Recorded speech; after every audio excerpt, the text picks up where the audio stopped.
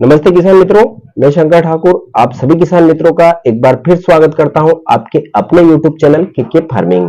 किसान साथियों, हमारा ये जो आज का वीडियो है ये सोयाबीन के बाजार भाव को लेकर है कि आगे हमें सोयाबीन के बाजार भाव में क्या उठापटक देखने को मिलने वाली है। क्या आगे चलकर तेजी बनेगी या फिर ये जो भाव अभी चल रहे हैं यही आगे चलकर हमें देखने को मिलेंगे। तो हमें सोयाबीन बेचना चाहिए अभी या अभी थोड़ा इंतजार करना चाहिए ताकि आगे चलकर भाव अच्छे मिले। तो इसी पर हमारा आज का यह पूरा वीडियो है। तो किसान मित्रों, वीडियो को आखिरी तक अवश्य देखिएगा, आपको आपके सारे सवालों के जवाब इस वीडियो के माध्यम से मिल जाएंगे कि हमें सोयाबीन तुरंत बेच देना चाहिए जिसमें हमारा फायदा है या अभी थोड़ा और इंतजार करना चाहिए ताकि आगे चलकर अच्छी तेजी हमें देखने को मिले। और अगर जो जानकारी आपको अच्छी लगे तो वीडियो को भी लाइक कर दीजिएगा। और अगर जो आपने इस चैनल को अभी तक सब्सक्राइब नहीं किया है तो सबसे पहले किसान मित्रों ये इस चैनल को सब्सक्राइब कर लीजिए। यह बिल्कुल किसानों के लिए निःशुल्क है ताकि आगे चलकर इस वीडियो के माध्यम से आपको खेती बाड़ी और अन्य फसलों की जानकारियां समय पर भाइयों अभी जो वर्तमान में सोयाबीन की स्थिति बनी हुई है वह बहुत ही चिंताजनक बनी हुई है, क्योंकि सोयाबीन में शुरू से ही हमारे किसान भाइयों को मुसीबतों का सामना करना पड़ रहा है। क्योंकि पहले पीले मोजे की समस्या हमें सोयाबीन में देखने को मिली, उसके बाद में ये समझ लो कि लगातार जो बारिश हो रही उसके कारण उत्पादन भी इस साल पिछले साल की तुलना बहुत कम हमें देखने को मिल रहा है। पहले जो 3 से 4 कुंटल प्रति बीघे के हिसाब से उत्पादन आ रहा था, इस साल जो किसान भाई बता रहे हैं वह 1 से लगाकर 2 या 2.5 कुंटल प्रति बीघे के हिसाब से ही उत्पादन निकल रहा है।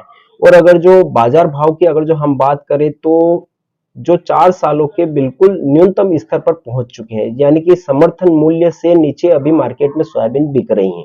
यूं समझ लो कि हमारे किसान भाइयों को कुल मिला के जो सोयाबीन में हमने लागत लगाई है वह लागत भी निकालना बहुत ही मुश्किल हो चुका है। 2 कुंटल और 2.5 कुंटल अगर जो उत्पादन होता है किसान मित्रों सोयाबीन का, तो यूं समझ लो कि आधा खर्च भी नहीं निकल पा रहा है। क्योंकि अगर जो हम 1 बीघे के खर्च की बात करते हैं तो 10 से 12 हजार रुपए 1 बीघे में खर्च आता है सोयाबीन को मंडी तक ले जाने का। और अगर जो वहीं हम उस सोयाबीन जो उत्पादन जो आ रहा है उसकी बात करें तो ये समझ लो कि 8 से 9 हजार या 10 हजार हमें सोयाबीन के 1 बीघे के मिल रहे हैं। तो अभी खर्च भी निकालना बहुत मुश्किल हो रहा है। और ऊपर से ये जो अभी बारिश हुई है जो ये समझ लो कि पूरे मध्य प्रदेश में सोयाबीन का बुरा हाल कर रखा है। लगातार जो बारिश हो रही है उसके कारण सोयाबीन जो कटी हुई थी उसमें फंगस और सड़ने की समस्या देखने को मिल रही है। और कहीं कहीं तो जो दाने थे वह वापस अंकुरित होकर उगने लगे हैं। और जिन्होंने सोयाबीन की कटाई नहीं की थी वहां जल भराव के कारण उनकी सोयाबीन पूरी तरह से सड़ चुकी है। तो ये समझ लो कि सोयाबीन का पूरा खेल खत्म हो चुका है। किसानों को कुल मिला के घाटे के सिवा कुछ भी नहीं मिल रहा है। और अगर जो भाव नहीं बढ़ते हैं किसान मित्रों तो ये समझ लो कि सीधा सा हमें 4 से 5 हजार रुपए प्रति बीघे का घाटा उठाना पड़ेगा। तो सरकार से लगातार किसान भाई मांग भी करते आ रहे हैं कि सोयाबीन के भाव 6 हजार होना चाहिए, नहीं तो किसान भाइयों को नुकसान के अलावा कुछ भी नहीं होने वाला है। उसके बाद किसान भाइयों अब हमारा इस वीडियो का सबसे मुख्य पॉइंट कि आगे सोयाबीन के बाजार भाव हमें क्या देखने को मिलेंगे, यानी कि नवंबर दिसंबर में सोयाबीन के बाजार भाव में तेजी आएगी या नहीं आएगी। तो किसान भाइयों सरकार ने जो 2 फैसले लिए हैं और जो 2-3 तर्क बन रहे हैं सोयाबीन के बाजार भाव बनेंगे उसके ऊपर।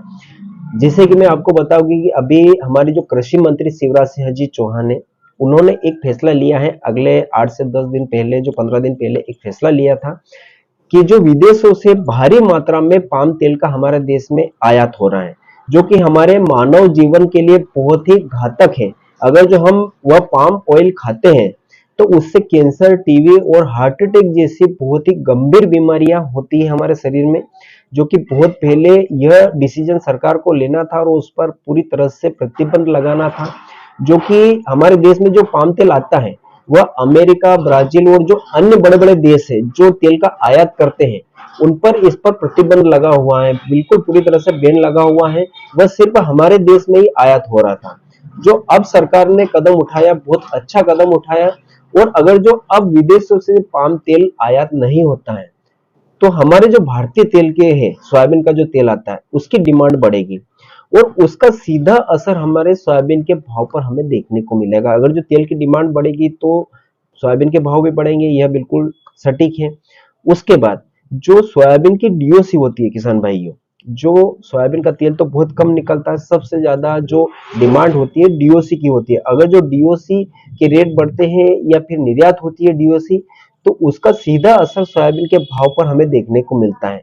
जो सरकार ने पिछले 2 सालों से उस पर भारी मात्रा में टैक्स लगा रखा था, उसके कारण क्या है कि जो विदेशों में डीओसी की डिमांड होती है भारतीय, उन्होंने भारत की डीओसी होती है उससे अपनी नजर हटा ली थी और अन्य देशों से वह डीओसी का आयात करते थे, क्योंकि हमारे देश से जो डीओसी निर्यात होती है उस पर टैक्स लगा हुआ था, सरकार ने टैक्स लगा दिया था।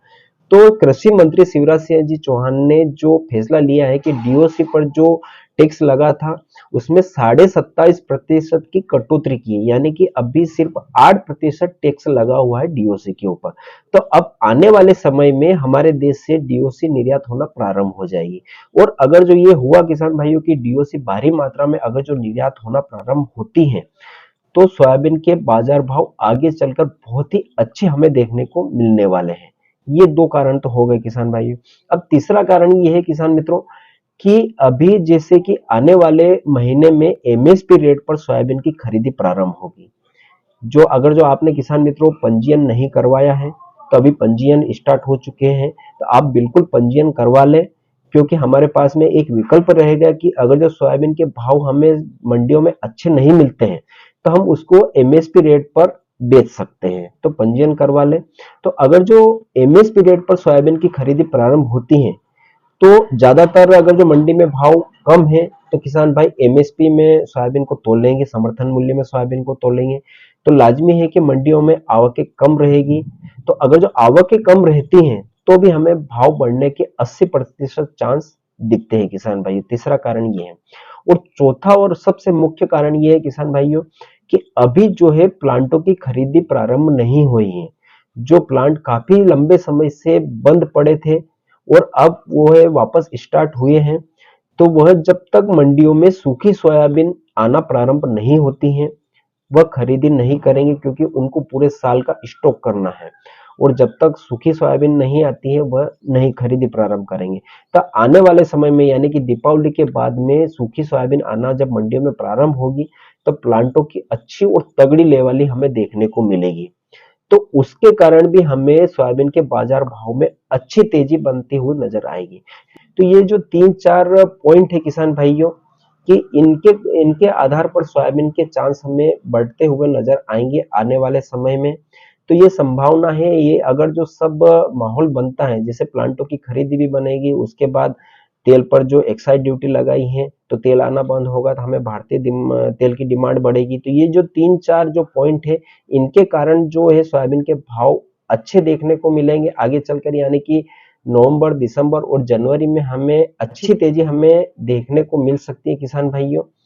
तो अब ये जो मैंने आपको विस्तार से समझाया है कि अगर जो आप पूरी सोयाबीन नहीं रोक सकते, यानी कि सारा माल नहीं रोक सकते, तो आप अपने खर्च के हिसाब से किसान साथियों जितना हमें अगली फसल की तैयारी करने के लिए पैसे की आवश्यकता है, इतनी सोयाबीन आप बेच दीजिए और बाकी की सोयाबीन आप थोड़ा सा रोक के रखिए, ताकि आगे चलकर हमें भाव अच्छे बनते हुए नजर आएंगे। उसके बाद भी किसान भाइयों आप अपना डिसीजन खुद ले सकते हैं। आप सोयाबीन को बेचना चाहे तो बेच सकते हैं, रोकना चाहे तो रोक सकते हैं, क्योंकि मैंने ये जो 3-4 पॉइंट बताए हैं कि के आधार पर भाव बढ़ने की संभावना हमें नजर आ रही है।